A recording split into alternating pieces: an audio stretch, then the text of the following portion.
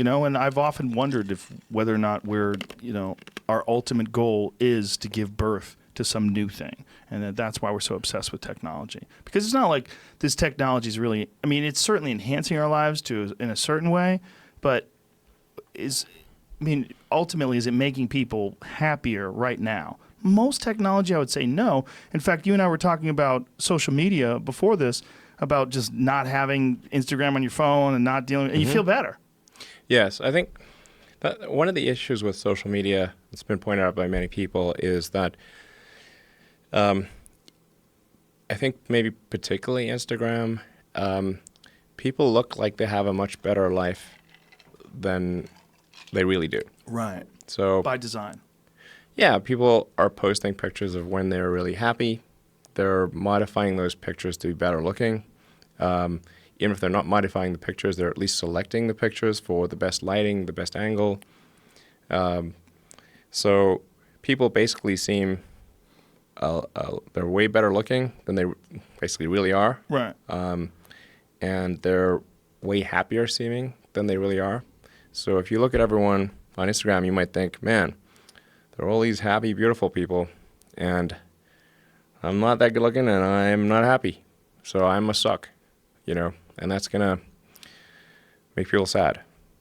So when in fact, those people you think are super happy, actually not that happy. Some of them are really depressed. They're very sad.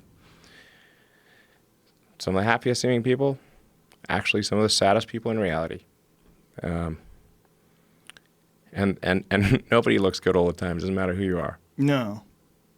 It's not even something you should want. Why do you want to look great all the time? Yeah, exactly. So I think things like that can make people quite sad.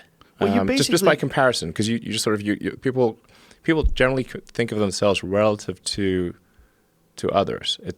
We are constantly rebaselining our expectations. And you can see this, say, if you watch some show like Naked and Afraid, or, you know, if you just go and try living in the woods by yourself for a while, and you'll